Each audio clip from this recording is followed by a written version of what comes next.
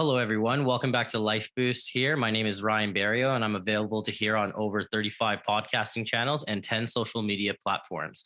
Today, I'm speaking with a national speaker, an individual that has been making a difference in North America for first responders. He is a dedicated advocate for awareness, prevention, education, and training for post-traumatic stress injuries and first responder suicide prevention. This man continues to speak at law enforcement agencies all over the United States about the serious issues of mental health for first responders. He is truly in his element of helping others. This man began his career in the United States Air Force as a security forces officer in 1998. As a security forces officer, he specialized in law enforcement, global force protection, anti-terrorism, nuclear security, and air-based ground defense. This man has been through it all. He served in a variety of assignments, including flight leader, flight commander, and chief of security forces. He then became a commander and has served all over the United States, Europe, Middle East, and South America. He honorably separated from the Air Force as a captain in 2004.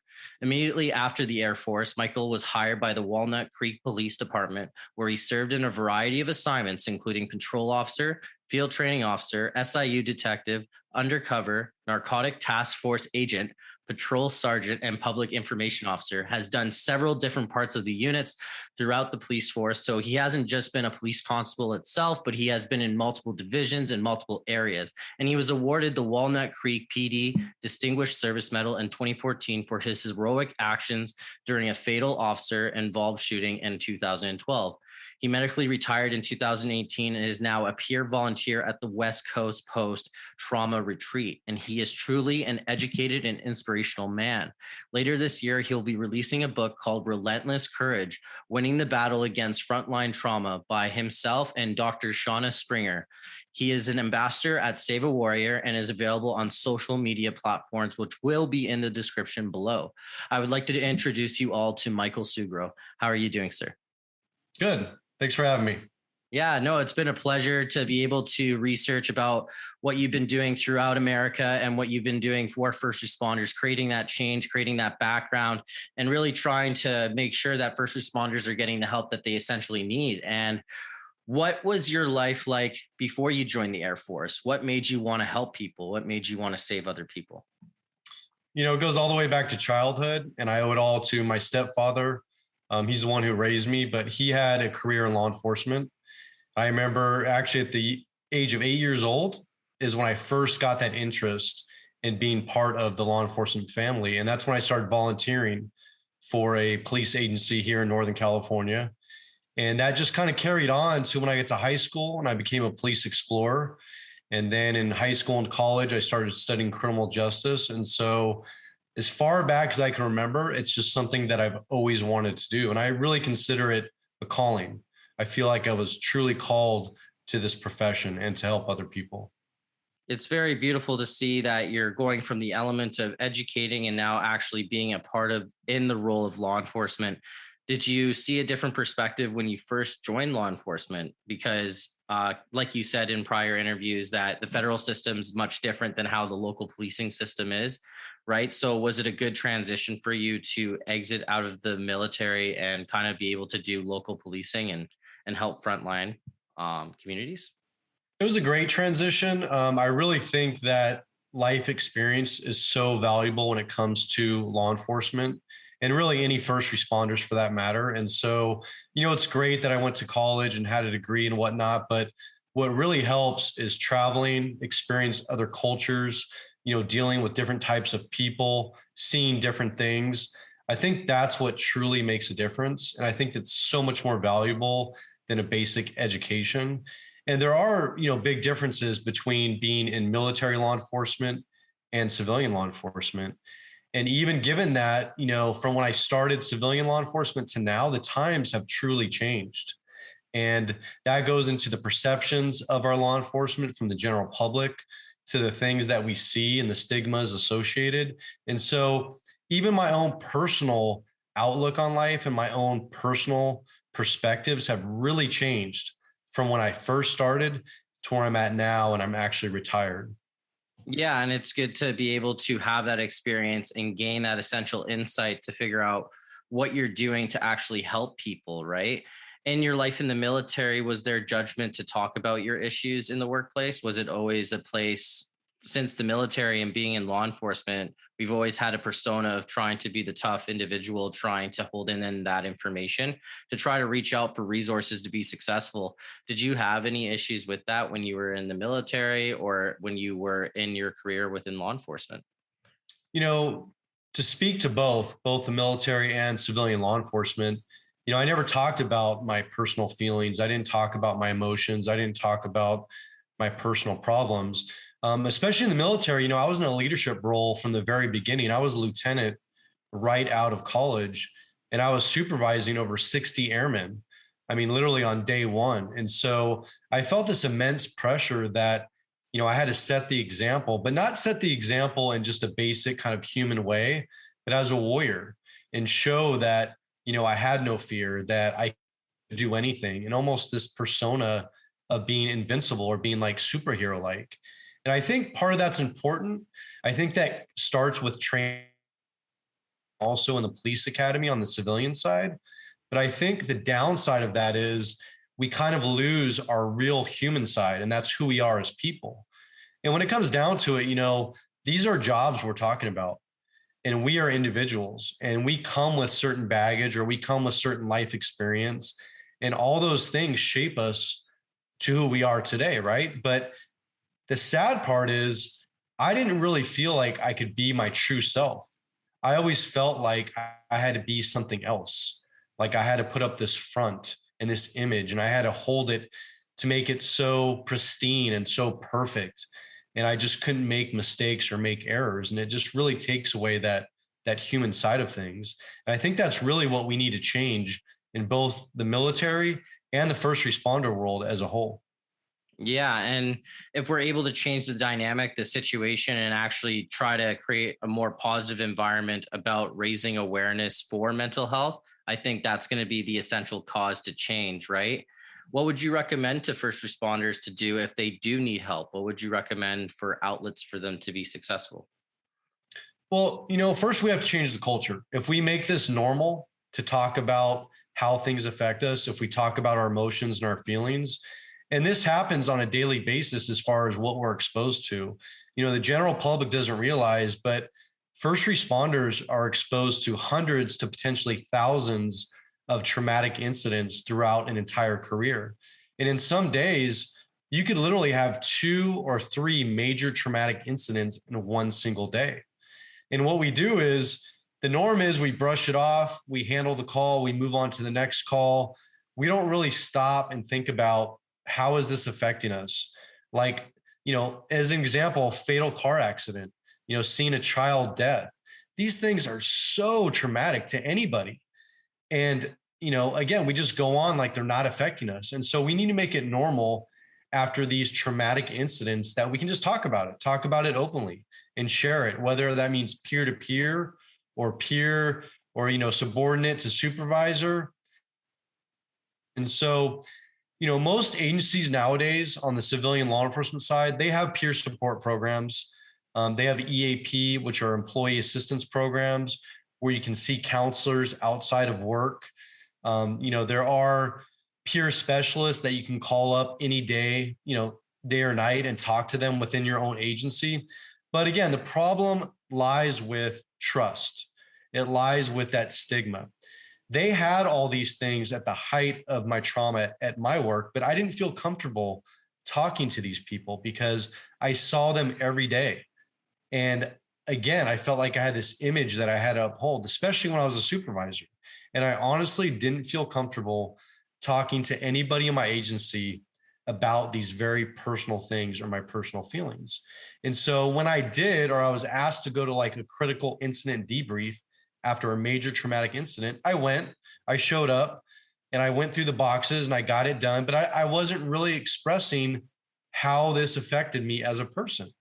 And again, so if we don't change this stigma and we don't make it normal to talk about this, all these programs, they can look great on paper, but if people aren't really using them, then they're pointless, right? And so one of the things that I found most useful is peer support meetings outside of my agency.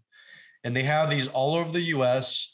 all over the Bay Area where I live. They're hour-long discussion meetings. They're open to all first responders, whether you're active or retired or off on injury. It's 100% confidential.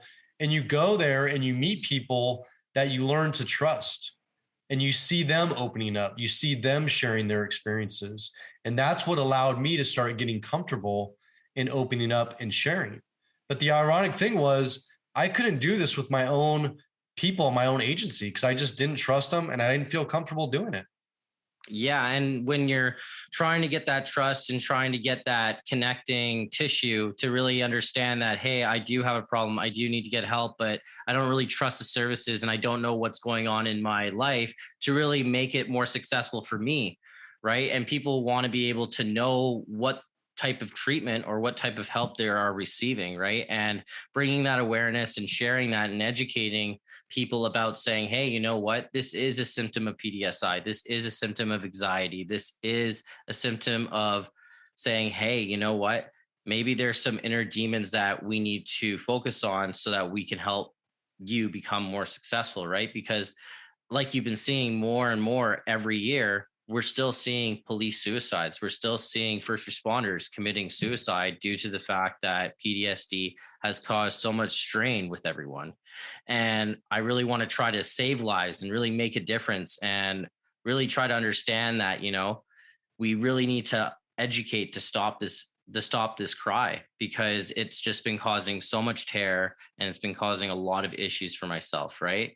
And what are some key symptoms to take time off work if you are a first responder? If you are in this position, what would you recommend saying, hey, okay, this is my limit. I need to focus on me. I need to focus on my mental health, just like what you did. You know, the first symptoms that I had looking back was isolation, depression, not wanting to go to social events, basically cutting off my family, not speaking with them, drinking more, you know, having constant nightmares, basically just, you know, hating life. I mean, literally numbing myself with negative coping mechanisms.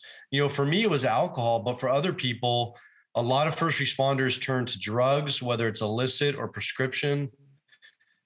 They turn to gambling addiction, extramarital affairs, porn addiction, again, the alcohol. These are all the negative things that we do, which temporarily make us feel better, but they actually make us feel much worse in the long run. They do a lot of damage. And so, you know, I really implore the family members of first responders who are listening to this or watching this, you know your loved ones, you know your family members better than anyone. And we see the change oftentimes, but we don't want to talk about it. We just chalk it off to they had a bad day, they're pissed off, they're in a bad mood. And we really need to take a step back and look at, how has this person changed? You know, how has my spouse changed? How has my partner changed? They're not the same upbeat, happy person when I met and we got married before they started a career in law enforcement, because this career does change us. It has a drastic effect on who we are and on our personalities. And so if you start noticing these things within yourself, that's a good sign. I mean, take note of that, but also listen to your family members, listen to your peers, listen to coworkers, the ones who truly care about when they're asking, how are you? You don't look good. Like, is something going on? Take that opportunity, if you really think there's that trust and they're trying to help you, to talk about it, because talking is healing. It seems so simple, but when you get this off your chest and you realize that you're not alone, and that's a key to a lot of this, is that, we're all suffering. We've all been through traumatic incidents. And so we're not alone. And I guarantee you, somebody watching this or listening to this, what you're feeling, so many others have felt it. The key is, like you said, is asking for help. What stopped me and stopped a lot of first responders is fear of their career. The obvious is losing your career, right? Just a lot of people think, I don't want to ask for help. I don't want to identify myself as having issues or being weak. I'm ashamed. But there's also fear of like promotions or special assignments. What are people going to think of me? Especially if you're in a leadership position or a training position.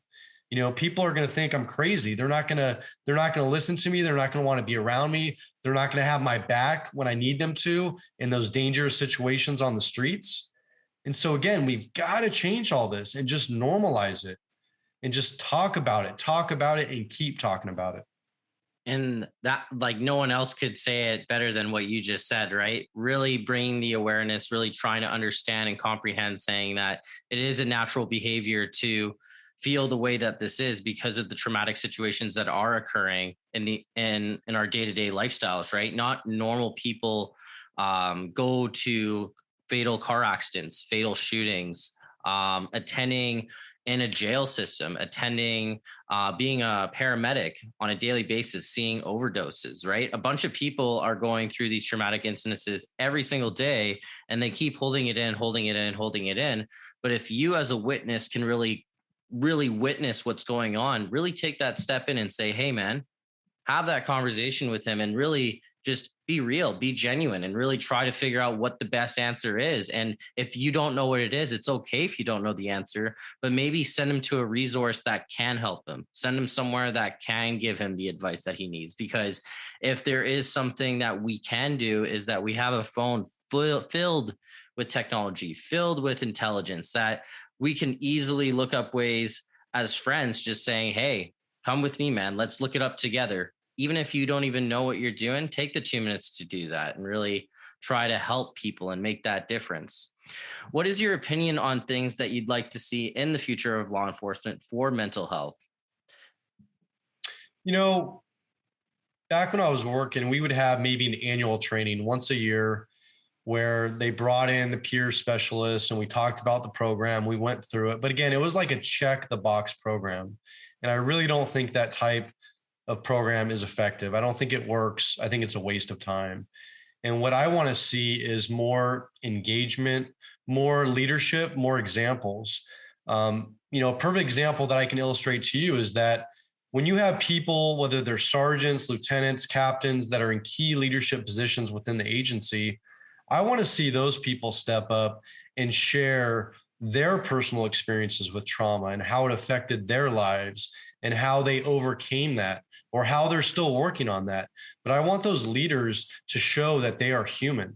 I want them to be real, especially when you're talking about brand new officers right out of the academy who are in the field training program. They're so young, they're so impressionable, and they're there to soak everything up and they want to learn. And, we teach them firearms and driver training. We teach them how to respond to calls, report writing. We don't teach them how to be human, how to talk about these things. And we've got to lead by example. And that's at all levels, going back to the academy. If you're an FTO like I was and you have trainees, instead of joking about things with gallows humor after a really bad call, just stop, debrief it, spend maybe 5 minutes, 10 minutes in the car, one-on-one with that trainee and share your perspective first. Open up, let them know it's okay. That's how we start that process. And then you carry that on as a patrol sergeant and line up every single day, and so on and so on. And we have to do this at all levels and make it normal. That is the key, is normalize all of this discussion. Really trying to adapt into the workplace and really trying to adapt that lifestyle into the key to make sure that people can get the help they need. I think you worded it very beautifully and you really gave that proper perspective on what law enforcement services and also what emergency services need to be successful, is that consistent communication with their supervisor, that consistent communication with everyone, to the point where it's more of an open talk and you are in a safe environment to do that. Take that 5 minutes to debrief about each situation to really understand, what can I do next time better? Or what can I do to deal with this situation? How am I feeling in this situation? We always tend to forget to ask our coworkers, how are you actually feeling? Right. And it's nice to take that 2 minutes, like you said, just as a partner, one-on-one, and just say, hey, I'm here for you if you need anything, but how are you feeling? Are you feeling pretty good? And that alone can make a huge impact in the workplace and really change on all levels, like you said. And it's extremely beautiful. How can law enforcement show more awareness in the workplace, kind of breaking the stigma of asking for help? So we're in a position of always just, we're in a corner where we say that we have a problem, we're trying to get through the proper systems and we're trying to do the proper channels, but that stigma is still breaking, right? So how can we prevent people from getting the help that they need? We know again, and I talked about this earlier, but is by having these leaders open up, share their experiences, but also bring in other people, you know, at all levels, dispatchers, community service officers, paramedics, firefighters, police officers, have people come in and talk about their experiences. You know, I'm just one example what I do, but there are thousands and thousands and thousands of people out there who have dealt with this, they've overcome it, and they've come out well on the other side. And that's the key, is that we don't realize that, we don't see that. And we really need to make it to where it's normal, it's open, and you know, that's the key. Yeah, That's what breaks the stigma. exactly. And in your book coming up with Relentless Courage, Winning the Battle Against Frontline, what is that book entailing? What is it about? So first of all, I have to give credit to Dr. Shauna Springer, also known as Doc Springer. Phenomenal person. She's a well-known psychologist who has worked with combat veterans most of her career in the military, and also with first responders. She's already written a couple books. She's also a national speaker. She is just a wealth of knowledge, and she hasn't just studied it, but she's lived it. And she's worked with these warriors for years and years. And so we're working together on this project. And the structure of the book is there's going to be 14 chapters. Each chapter is going to be broken into 2 sections. And the beginning of each chapter is going to be my story told in my voice. And it's going to go all the way back to my childhood to present day. And the second part of every chapter is going to be her insights, her reflections, her observations, but you know, with my specific example, but also in a general sense. And the key to this is, you know, there's going to be a strong example of what many first responders go through and why we choose this profession, into what happens when we get out of the profession. But more importantly, Doc Springer is going to give insight to everybody, the general public, to loved ones, to family members, as to why these things happen, but also the effects. You know, one simple example that we haven't talked about is administrative betrayal. And that's a huge piece of the suicide epidemic, and officers not asking for help. And knowing what the ramifications are of that administrative betrayal. And oftentimes how that ties back into our childhood, you know, because we don't choose these jobs by accident. We choose them for a reason.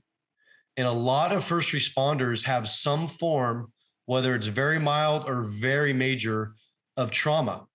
And that could be an emotionally distant parent on the minor side, all the way up to a physically abusive or sexually abusive family member, parent, you know, relative, or an addict or an alcoholic. And so we learn at a young age how to adapt, how to overcome adversity, and how to basically excel when others won't. And that's what makes us so successful as first responders. And so this book is really just going to wrap it all up and explain all of this. And I truly believe, I'm a little biased, but I believe this book is going to be groundbreaking in so many ways. And it's going to help break that stigma. It's going to help educate people. And it's going to open up the eyes of the public, because, you know, we need to let the public know that we're human. We need to let them know that we're just like them, and we have the same problems. We have the same issues. And I really want people to see the human side of the badge. And that's what this book is all about. Very incredible. And where would we be able to purchase this book once it's released? Where would we be able to buy it? Well, it's going to be on Amazon eventually. Right now, we are done with 12 of the chapters, and we have 2 more chapters to go. So we're pretty close to finishing, but we're still a few months out. Once it's done, I will be posting information on pre-orders and sales on all my social media platforms. So there's definitely going to be updates on that. But again, we're still a few months out, but almost there. So I'm super excited about it.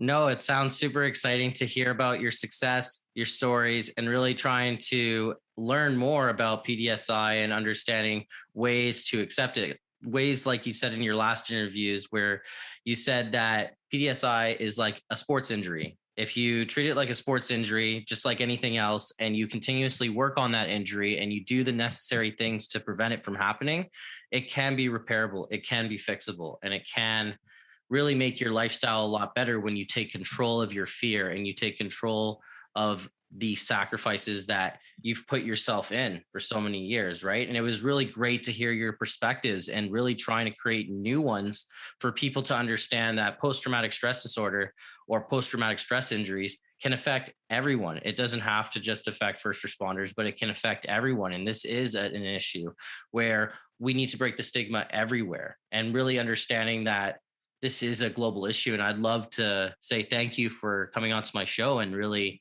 being able to share genuine knowledge with me and to really have a great conversation. I really do appreciate it. Absolutely. And again, I thank you for having me on the show, because the key to this is getting people just to listen, to take a few minutes to listen and realize that they aren't alone. And that's truly what I want, is that if anybody's watching this or listening to this, know you're not alone. Know there are tons and tons of resources, and I can help you with that. But there's tons of programs, things that I never knew about back when I was working. But now that I'm doing the work that I am, now I'm becoming aware of all these programs, all these resources. And just know that it is an injury. You can get better. And in my case, my life is even better now than it was before. And I truly than I was. I'm a better father. I'm a better brother. I'm a better son. And it's all about just being yourself and feeling comfortable with that. Very beautiful.